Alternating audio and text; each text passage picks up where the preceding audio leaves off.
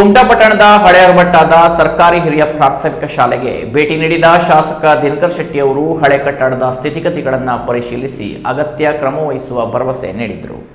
ಕುಮಟಾ ಪಟ್ಟಣದ ಹಳೆ ಹೆರವಟ್ಟಾದ ಸರ್ಕಾರಿ ಹಿರಿಯ ಪ್ರಾಥಮಿಕ ಶಾಲೆ 150 ವರ್ಷಗಳನ್ನು ಪೂರೈಸಿ 151ನೇ ವರ್ಷದ ಹೊಸ್ತಿಲಲ್ಲಿದೆ. ಶಾಲೆಯ ಶತಮಾನೋತ್ತರ ಸುವರ್ಣ ಸಂಭ್ರಮ ಕಾರ್ಯಕ್ರಮವನ್ನು ಮುಂದಿನ ಡಿಸೆಂಬರ್ ತಿಂಗಳಲ್ಲಿ ಹಮ್ಮಿಕೊಳ್ಳಲು ನಿರ್ಧರಿಸಲಾಗಿದೆ. ಆದರೆ ಶಾಲೆಯ ಕಟ್ಟಡ ಹಳೆಯದಾಗಿದ್ದರಿಂದ ದುರಸ್ತಿ ಅನಿವಾರ್ಯವಾಗಿದೆ. ಕಟ್ಟಡದ ಮೇಲ್ಛಾವಣಿ ಹಂಚಿನದಾಗಿದ್ದರಿಂದ ಕೆಲವೆಡೆ ರೀಪು ಪಕಾಸಿ ಲಡ್ಡಾಗಿದೆ. ಸಂಪೂರ್ಣ ಮೇಲ್ಛಾವಣಿಯ ದುರಸ್ತಿಯಾಗಬೇಕು.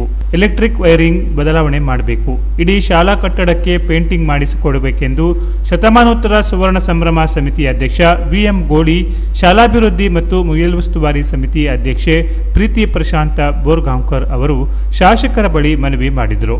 ಶಾಲೆಯ ಎಲ್ಲ ತರಗತಿಗಳಿಗೆ ತೆರಳಿ ವೀಕ್ಷಿಸಿದ ಶಾಸಕರು ಶಾಲಾ ಕಟ್ಟಡದ ಸಂಪೂರ್ಣ ದುರಸ್ತಿ ಮತ್ತು ಪೇಂಟಿಂಗ್ ಮಾಡಿಸಿಕೊಡುತ್ತೇವೆ ಎಂದು ಭರವಸೆ ನೀಡಿದರು.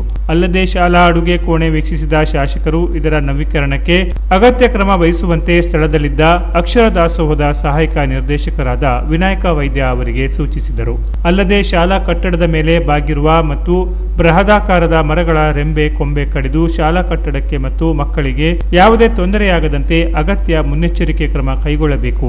ಈ ಸಂಬಂಧ ಅರಣ್ಯ ಇಲಾಖೆ ಮತ್ತು ಪುರಸಭೆ ಅಧಿಕಾರಿಗಳಿಗೆ ಸೂಚಿಸುತ್ತೇನೆ ಎಂದರು. ಈ ಸಂದರ್ಭದಲ್ಲಿ ಶಾಲಾ ಮುಖ್ಯೋಧ್ಯಾಪಕ ಲಕ್ಷ್ಮಣ್ ಬಾಡ್ಕರ್, ಪುರಸಭೆ ನಿಕಟಪೂರ್ವ ಸದಸ್ಯ ಸೂರ್ಯಕಾಂತ ಗೌಡ, ಹಳೆ ವಿದ್ಯಾರ್ಥಿಗಳಾದ ಗಜಾನನ ಕಿಣಿ, ರಂಗನಾಥ ಪ್ರಭು, ಗಜಾನನ್ ನಾಯ್ಕ್, ಅಜಿತ್ ಭಟ್, ವಿಟ್ಟು ಶಾನ್ಬಾಗ್, ದಾಮೋದರ ನಾಯ್ಕ್, ಭೂಮಿಕಾ ನಾಯ್ಕ್, ಶಕುಂತಲಾ ಗೌಡ, ಮಾಲಾ ನಾಯ್ಕ್, ವಿಜಯ ನಾಯ್ಕ್ ಇತರರು ಇದ್ದರು. Canara plus news, Kumta.